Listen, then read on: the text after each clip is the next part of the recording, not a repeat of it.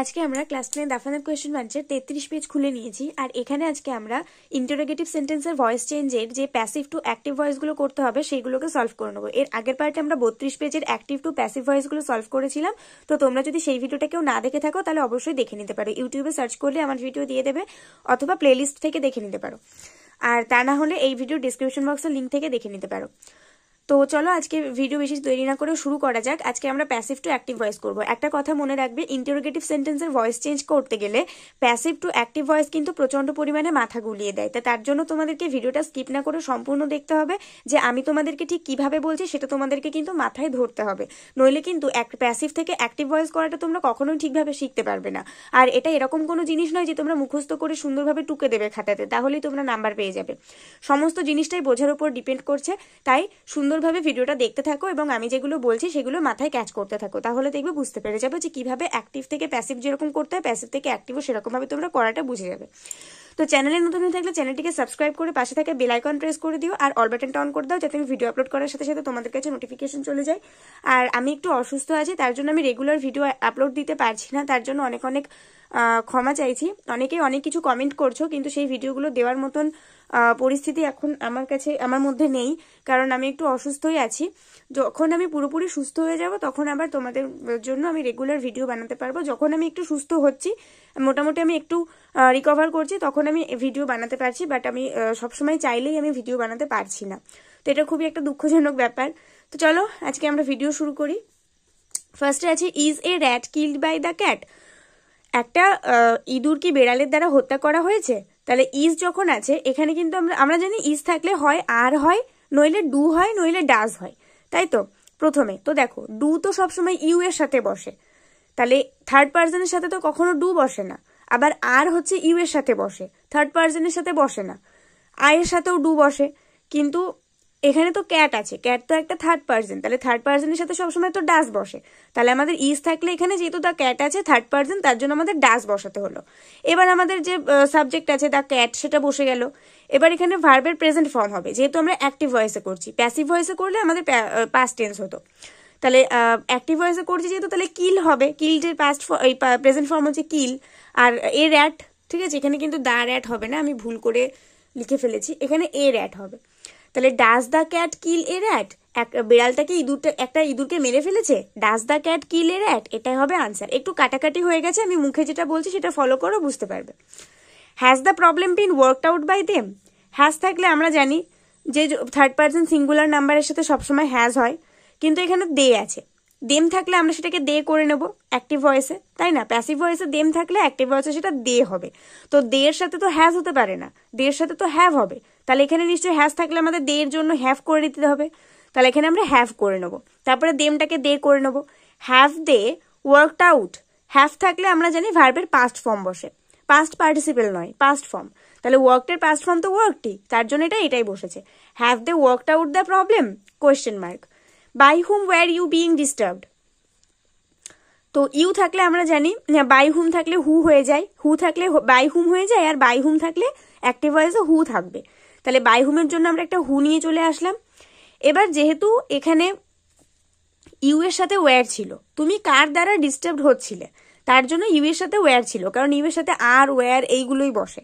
কিন্তু যখন আমরা হু এর সাথে তো আমরা ওয়্যার দিতে পারবো না, কারণ হু তো একটা সিঙ্গুলার নাম্বার, আর ইউ তো সিঙ্গুলার নাম্বার হওয়া সত্ত্বেও ইউ এর সাথে আর বসে। তাহলে হু এর সাথে আমরা আর বসাতে পারবো না, কারণ হু একজনকে নির্দেশ করছে, কে তোমাকে ডিস্টার্ব করছিল। তাহলে এটা ওয়াজ হয়ে যাবে, যেহেতু এটা সিঙ্গুলার নাম্বার। আর পাস্ট টেন্সে ইজ হয় না, পাস্ট টেন্সে ওয়াজ হবে। হু ওয়াজ, এখানে যেহেতু বিইং আছে, তার মানে আমরা বুঝতে পারছি যে ভার্বের সাথে আইএনজি যোগ হবে, তাই না। তাহলে ডিস্টার্বের সাথে আমরা আইএনজি যোগ করে দেবো। Who was disturbing you question mark. Will you be neglected by her. উইলটা উইলের মতন বসে যাবে, কারণ উইলের কোনো পরিবর্তন হবে না। তাহলে হার আছে যখন, আমরা জানি অ্যাক্টিভ ভয়েসে হার থাকলে আমাদের অ্যাক্টিভ ভয়েসে শি নিয়ে চলে আসতে হয়, তার জন্য এখানে শি বসলো। নেগলেক্টেড এর প্রেজেন্ট ফর্ম নেগলেক্ট, তাহলে will you be neglected by her, বিটা আমরা তুলে দেবো, কারণ বি প্যাসিভ ভয়েসে হয়। উইল শি নেগলেক্ট ইউ, এটা হচ্ছে আমাদের answer. Can a nut be cracked by you, ক্যানটা ক্যানের মতন বসে যাবে, ইউটা ইউ এর মতন বসলো। ক্র্যাকডের প্রেজেন্ট ফর্ম হচ্ছে ক্র্যাক। আর a nut, can you crack a nut, তোমার দ্বারা কি একটা বাদাম ভাঙা হবে, তুমি কি একটা বাদাম ভাঙতে পারবে।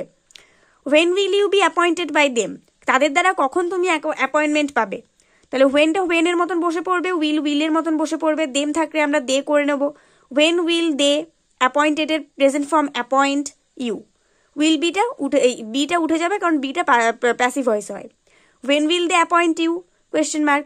ওয়াজ the crime committed by her, দেখো ওয়াজ থাকলে ডিড হয় সেটা আমরা জানি যেহেতু প্রেজেন্ট টেন্স, এই পাস্ট টেন্স, তাহলে ডিড বসে গেল। হার থাকলে শি হবে, কমিটেড এর present form commit the crime, did she commit the crime question mark. Was the crime committed by her, ও এটা তো বললাম, did she commit the crime question mark. Am I being selected by them, আমি কি তাদের দ্বারা select হয়েছি। তাহলে আমরা এখানে দেম থাকলে কি হয়, দে হয়ে যাবে।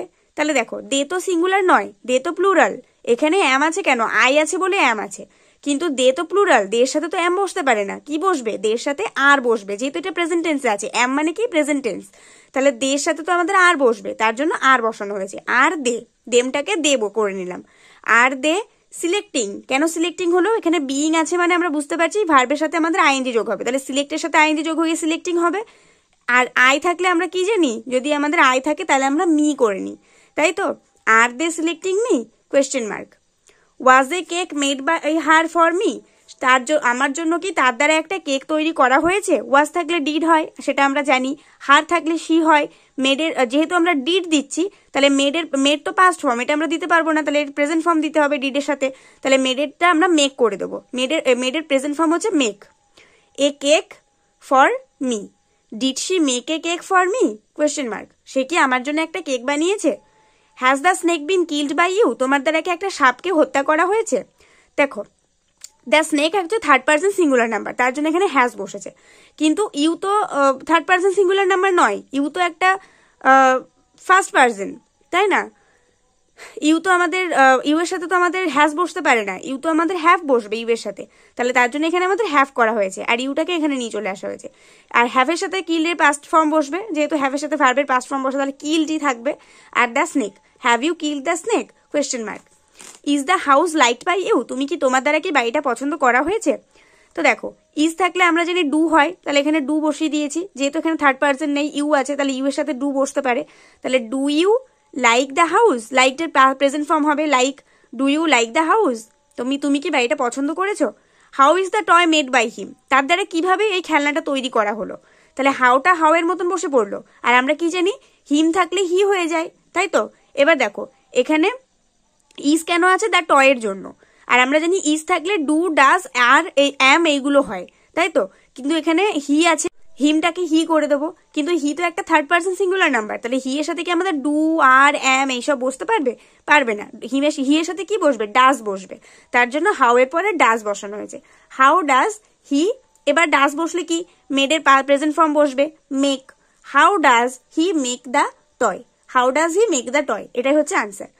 Is the picture painted by an artist, এই ছবিটাকে একজন আর্টিস্টের দ্বারা পেইন্ট করা হয়েছে, তাহলে দেখো আর্টিস্ট তো একজন থার্ড পার্সন সিঙ্গুলার নাম্বার, তাহলে ডাজ হবে, ইজ থাকলে ডাজ হচ্ছে এখানে আর্টিস্ট থার্ড পার্সন সিঙ্গুলার নাম্বারের জন্য। Does an artist paint the picture, does an artist paint the picture question mark. By whom is the order passed, কার দ্বারা এই অর্ডারটা পাস করা হয়েছে, তার মানে কি কে এই অর্ডারটা পাস করেছে। বাই হুম থাকলে হু হয়ে যাবে, পাস্টের present form pass the order, who pass the order.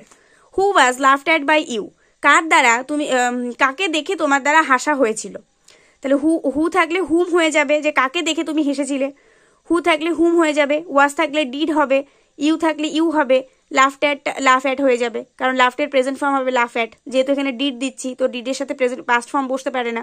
Hmm did you laugh at. By whom was the fair inaugurated, by whom থাকলে হু হবে, ইনঅগারেটেডটা ইনঅগারেটেডই হবে, যেহেতু আমরা ওয়াজের পরিবর্তে কিছু নিয়ে আসছি না। হু ইনঅগারেটেড দ্য ফেয়ার, ঠিক আছে, হু ইনঅগারেটেড দ্য ফেয়ার।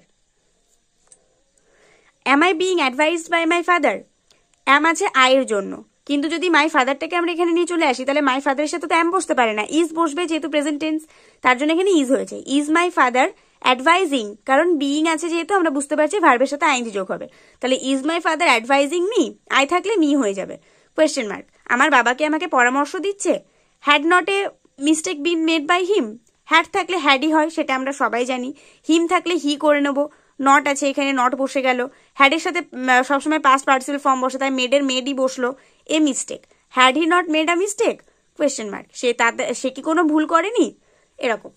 তো আজকে আমরা এখানে অ্যাক্টিভ প্যাসিভ থেকে অ্যাক্টিভ ভয়েসে যা যা ছিল সব করে ফেললাম ইন্টারোগেটিভ সেন্টেন্সের। পরের পার্টে আমরা যেগুলো আবার ইম্পর্টেন্ট মনে হবে ডাফেন্দার থেকে সেগুলো দিয়ে দেবো। আজকে ভিডিও পর্যন্ত, ভিডিওটা একটা করে লাইক করে দিই, বন্ধুদের সঙ্গে অনেক শেয়ার করে দাও। নেক্সট ভিডিওতে দেখা হবে, ততক্ষণ পর্যন্ত সবাই ভালো থাকো, সুস্থ থাকো, মন দিয়ে পড়াশোনা করতে থাকো।